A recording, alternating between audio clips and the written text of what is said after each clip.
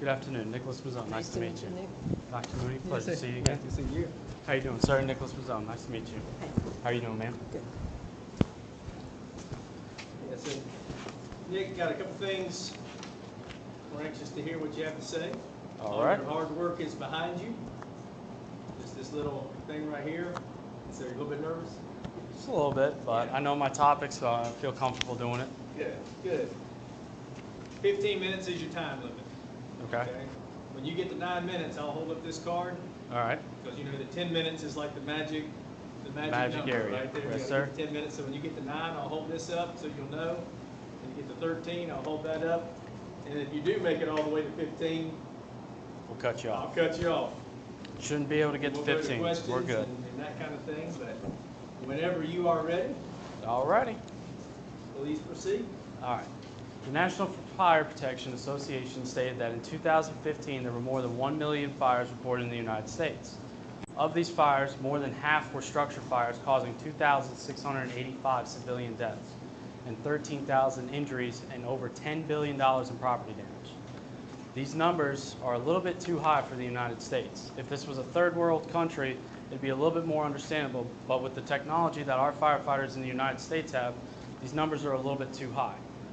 The reason why we are teaching fire behavior to our firefighters is so we know how to make an interior attack and cut that fire off before we have to keep raising that $10 billion in property damage.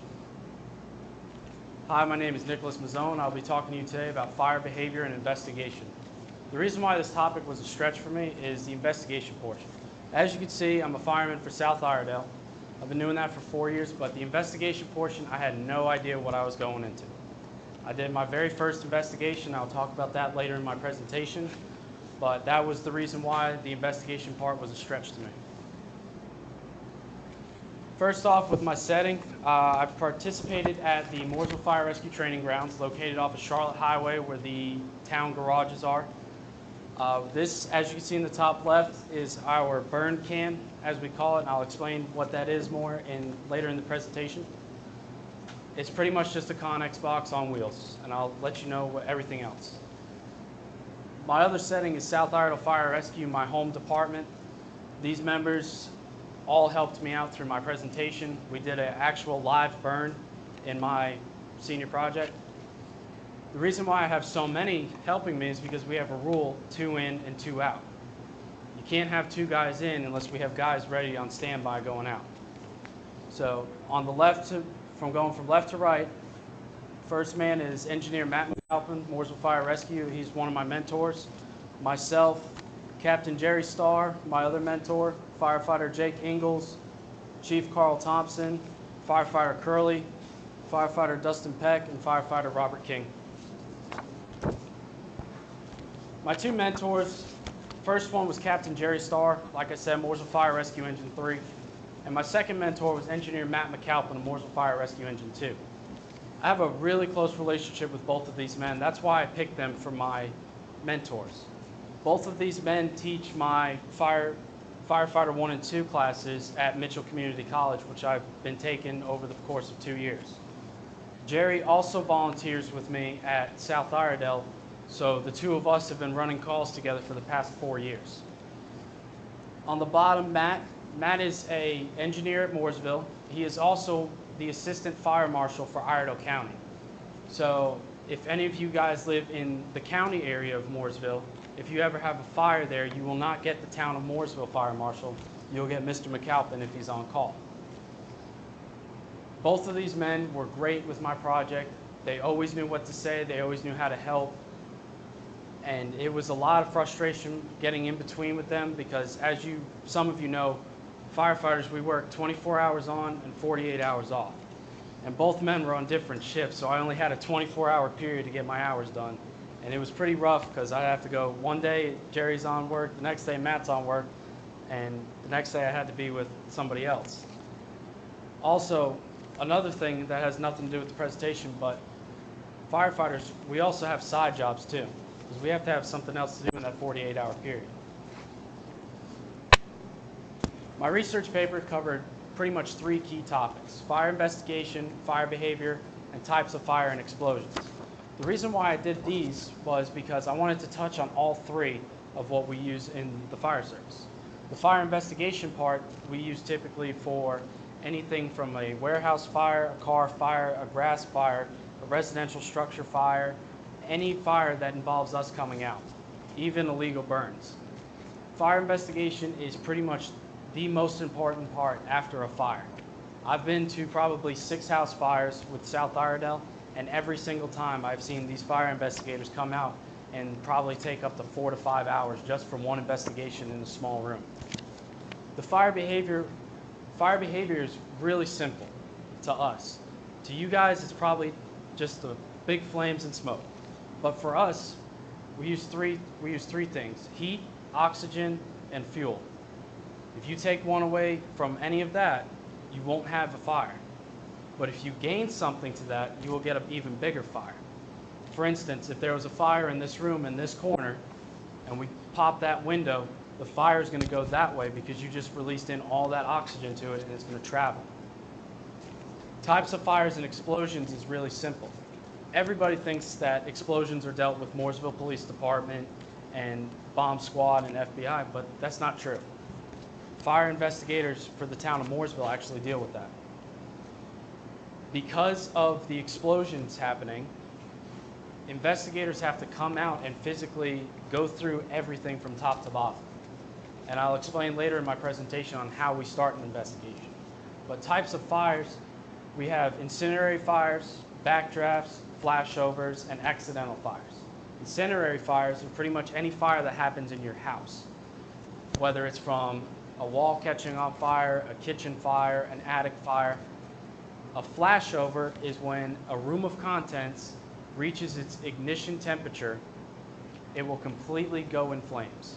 For instance, if this room was on fire and it starts in here and works its way all the way to that door and it reaches the hottest part in this room, the whole room will flash in an instant and destroy everything and everybody in the room.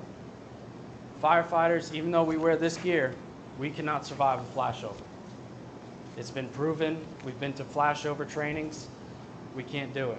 There's YouTube videos, if you would like to watch another day, where firefighters actually stand inside of one and melt their helmets completely away. With a backdraft, the way a backdraft works is if we had a fire in this corner of the room and it was working its way up against the ceiling and stops right there at the door, and we let in a burst of oxygen, the room will go up and work right towards the door. If you guys ever seen the movie Backdraft, it's pretty much exactly how it works right there. Like in the movie, it happens in real life. Accidental fires are anything from my car battery went up to an electrical problem in the house or a heating problem in the house, gas, anything that goes on in your house. In this picture, this is inside of our burn can at the fire training grounds. This is what I set up for my actual live burn. This is your mid 70s to 80s type couch. We have, to act as wallpaper, we actually have bed sheets on it. We have a lamp, an old style TV, a computer screen, and a database monitor for the computer. My project hours, we're going to start with PPE and the burn can. PPE stands for personal protective equipment. That's anything from these two items here or any of the items that are seen in the picture. In this picture, as you can see from the top, is my helmet. Going down, this little tan part around my neck is our hood. We actually pull that up around our ears. That way we can actually keep our ears from burning. Going down, we have my turnout gear jacket, my turnout pants, my gloves, my boots, and the big tank on my back, which is called an SCBA, which stands for self-contained breathing apparatus. Our turnout gear is rated for 1200 degrees. Anything above that, we're good by Charlie. But I will tell you, when we started this fire, I was about 20 to 30 feet away from the actual starting point, and I was feeling it through there. I was feeling the heat going through my arms, through my neck, my legs, everything. The burn can, like I said before, it's a simple Connex box that we can get anything on a shipping container that you see going overseas. We pretty much took it and put it on a tractor trailer bed, put 2 ladders on each side. We have doors, and on the top we actually have what we call a ventilation simulator. and we have a hatch on the top to where we can pull it up quick and see how the fire actually moves around. So in this picture, you can see myself and firefighter Robert King going over the actual investigation portion after the fire has already been out. And as you can see in here, there's nothing left of that couch that you just saw. More project hours. This is what I'm going to talk about in this room. The fuel trail, the carpet patterns, and the charring patterns. A fuel trail, like I said, in our fire tetrahedron, we have fuel, oxygen, and heat. As you can see in this bottom picture in the carpet, you see that dark gray mark on the carpet? That's our fuel trail. That's where my mentor physically dumped gasoline all the way down the carpet. But as you can see, there's no damage to either other side of the carpet, is there? That's because that fire was up high. Look at the table legs, and I'll explain more about the table legs later in the presentation, but those are untouched too. The carpet patterns, like I said, there's nothing wrong on the bottom of the carpets except for that fuel trail. Now, charring patterns, as you can see on the couch, we have very, very black char on top of that couch. But on this table area, the charring stops right where the TV stops. And there's nothing on the legs and there's nothing on the back of the table. Like I said before, that fire was up high, and that TV actually stopped the fire from going anywhere else in the room. The TV, what had happened is it completely melted and the screen completely fell out onto the ground and burned up. But that TV stayed exactly like it was. Also in the picture, you can see me going through on the computer monitor. As you can see in the computer, the back of the computer, there's no damage, but the front of the computer was completely gone. And I'll explain more about the TV and the computer later in the project. Investigation methods and safety of investigation. The method we call is our methods to the madness. Everybody's heard that. That's what we like to use. We start from the exterior and work our way in. We always do a 360 around any property, because if it's not safe for us to go in, we don't go in. After our 360, we go ahead and work our way in, but we start where the point has the least damage and work our way to the most damage. So say in this corner is where we started our fire. I'm going to start in this back corner that has the least damage and work my way around to that point. Safety of investigation. As you can see in this picture, we're still geared up. Our helmets are either on or nearby. This picture, you can see the back of my helmet and my self-contained breathing apparatus still on. The way we like to use this is one click away. Our masks are always in the holders, and as soon as possible, if anything goes wrong, we just click in as fast as possible. My product. My product is my helmet and my jacket, and I'll pass this around for you. And as you can see on the helmet, better in the pictures, you can see how black it is. That is because all that smoke and soot actually went onto my helmet. As you can see on the shield part where it says Iredale, the actual Iredale is melted. That's because that fire got so hot and it burnt that leather all the way completely. Behind the shield, you can also see how black it is, and that's how it first was before I cleaned it. My other product is my turnout gear jacket, and I'll pass this around so you can see just how much the jacket weighs alone. Also in this picture, as you can see on the top part of the jacket, that's where I have my most charring. That's where my body was most visible, but on my name tag, there's not really anything. Those jackets, like I said, are rated for 1200 degrees, and anything above 1200 degrees, those jackets will start to melt on us and won't go through anymore.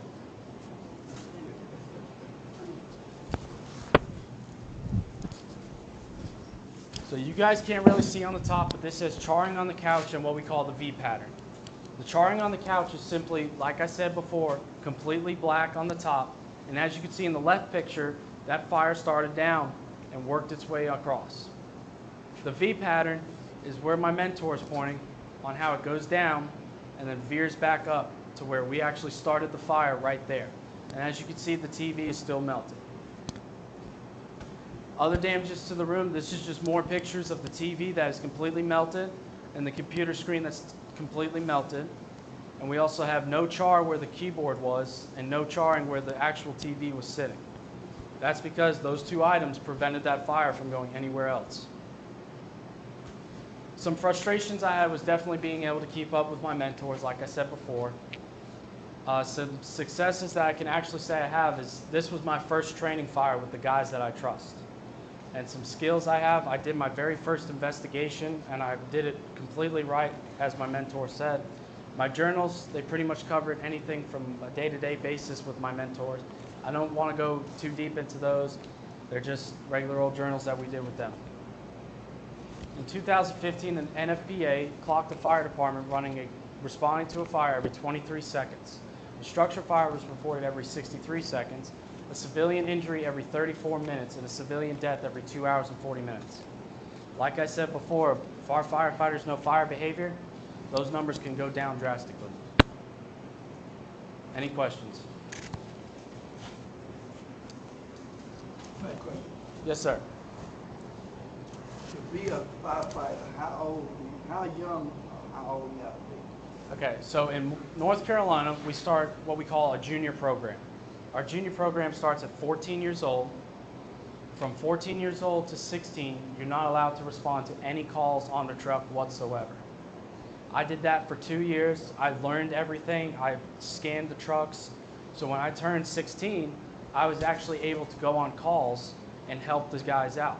When you turn 16, you're not really supposed to go into any fires, any car accidents, or anything like that. But pretty much what we use the 16-year-olds as is our gophers. Now that I'm 18, I can actually go into fires, cut cars, help people, everything. So the 16-year-olds we have, if I'm doing something and I have to seat collar a patient and hold his neck completely still, hey, go get me a seat collar, and they have to go run, get it, and bring it back to us. That's what we use them for. But as soon as you hit 18, you're required by the state of North Carolina to take your firefighter 1 and 2 and your EMT, and then you're completely certified and you're able to run calls as much as you want. What's the proportion of men and women in Mooresville firefighters? What's that? Proportion of men and women firefighters? I know at our department in South Iredell, we have 3 females. And then at Mooresville, that I know of, I think we have 2 at Mooresville. I couldn't tell you about Lake Norman and Mount Morn. I can find that out, though, if you'd like. Any other questions? Did you always want to be a firefighter? It's in my blood. My great-grandfather's done it. I'm a 6th generation firefighter. My dad was a fireman in New York City and was there for 9/11, and after that, I knew this is me. This is what I wanted to do. I've had the same career goal to be a fireman ever since I was 5 years old, with my little turnout gear that I got from Party City and my little Imagination Heroes backpack, everything. I knew what I wanted to do. Did your dad survive 9/11? My dad is still here, yes. He was actually on South Iredell with me for 2 years when we first moved here. So do you want to stay in this area and get on with Mooresville Fire and Rescue, or do you want to? I actually I'm gonna apply to everywhere, but first you have to have your high school diploma. Unlike the police department you have to be 21 because you have to be able to carry a gun. The fire department will hire you right after 18. I plan on applying to Charlotte, Raleigh, Mooresville, Statesville, Asheville, Greensboro, Charleston, and Myrtle Beach. And if none of that applies, I will be enlisting into the military, and after that, I will go to New York City and follow my dad's footsteps. Any other questions? Can I share a story with you? Yes. When I was in college, my father called me in Chicago and said, come home, our school's on fire. And I lived in Chicago at the Our Lady of the Angels fire, and we buried 96 children and 3 nuns. And I brought you some pictures of the fire and the children, just to let you know, my dad's in this picture, because we buried all these children from our funeral home in casket by casket. And so I personally wanted to thank you for devoting your life to this, Thank you, because ma'am. it's very important to me to keep that. Thank you, ma'am. We've actually had several injuries in North Carolina, and our 2 biggest ones was Bradley Long this past year in Lake Norman, trying to find a body in Lake Norman, and Sheltra, I can't pronounce his last name. He was in his 3rd fire in his entire life and got disoriented and fell down in a commercial structure that he shouldn't have been in. It was a dangerous job. So, also we actually had what we call the Salisbury 4. We had 4 guys go down in Salisbury. The captain got disoriented and the whole.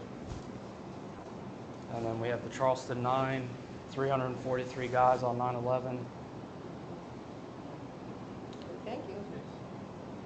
All right, Nick, you're done. Thank you, Awesome. sir. You're at 15 minutes, right on the nose. So congratulations. That's awesome. Sweet. Thank you. Thank you guys for your time. You have a good one. Thank you, sir. Have a good one. Thank you, ma'am. Have a good day. Just put this again. Yep.